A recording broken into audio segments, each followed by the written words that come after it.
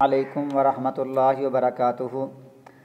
अन अबी हुरैरत रज़ियल्लाहु तआला अन्हु अन्ना रसूलल्लाहि सल्लल्लाहु अलैहि वसल्लम क़ाल वल्लज़ी नफ़्सी बियदिही लक़द हम्ममतु अन आमुर बिहतबिन लियुहतब सुम्मा आमुर बिस्सलाति फ़युअज़्ज़न लहा सुम्मा आमुर रजुलन फ़यउम्मन नास सुम्मा उखालिफ इरा रिजालिन फ़उहर्रिक अलैहिम बुयूतहुम वल्लज़ी नफ़्सी बियदिही लौ यअलमु अहदुहुम अन्नहु यजिदु अरक़न समीनन औ मिरमतैनि हसनतैनि लशहिदल इशा।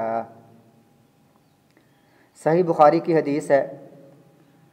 रसूलुल्लाह सल्लल्लाहु अलैहि वसल्लम ने फरमाया, कसम है उस ज़ात की जिसके हाथ में मेरी जान है।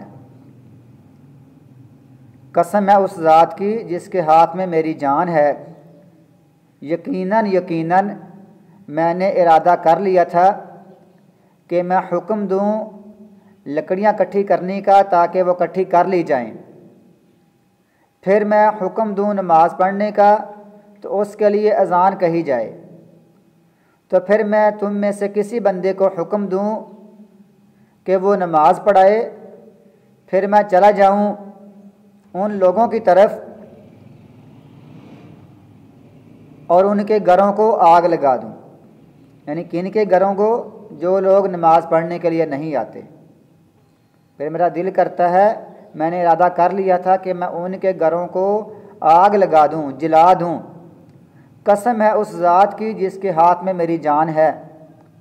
अगर इनमें से कोई बंदा भी जान ले, अगर इनमें से कोई बंदा ये जान लेता कि इनको कोई अच्छी किस्म का गोश्त, कोई हड्डी मिलेगी, अच्छे गोश्त वाली हड्डी मिलेगी, या इसको कोई अच्छी किस्म की दो खुरियाँ मिलेगी जिसको हम खोर कहते हैं, खरोड़े कहते हैं, अगर इसको मस्जिद में मिलेंगी, इसको पता चल जाता, कोई जान लेता कोई अच्छी हड्डी गोश्त वाली मिलेगी या कोई अच्छी खुरियाँ मिलेंगी, तो ऐसा बंदा इशा में ज़रूर हाज़िर होता।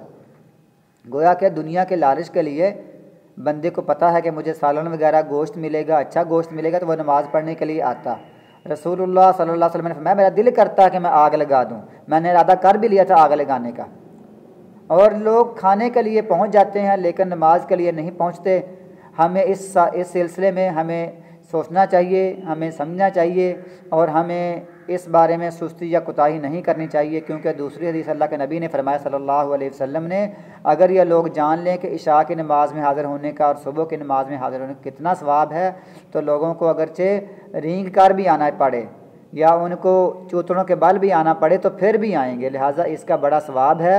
ये दुनियावी लालच में, दुनियावी कारोबार में लगे रहना, ड्रामे देखते रहना, फिल्में देखते रहना, अपने घर बार में मशगूल रहना, अपनी बीवी बच्चों में मशगूल रहना और इशा की नमाज़ छोड़ देना, लेट कर देना, ऐसा अमल दुरुस्त नहीं है। अल्लाह ताला हमें ऐसी कोताहियों से बचाए। अल्लाह ताला हमें नेक अमल करने की तौफीक अता फरमाए, हमारी सुस्तियों कोताहियों को माफ़ फरमाए, हमें बढ़ चढ़ कर ऐसे कामों में जल्दी करने की तौफीक अता फरमाए। वस्सलामु अलैकुम।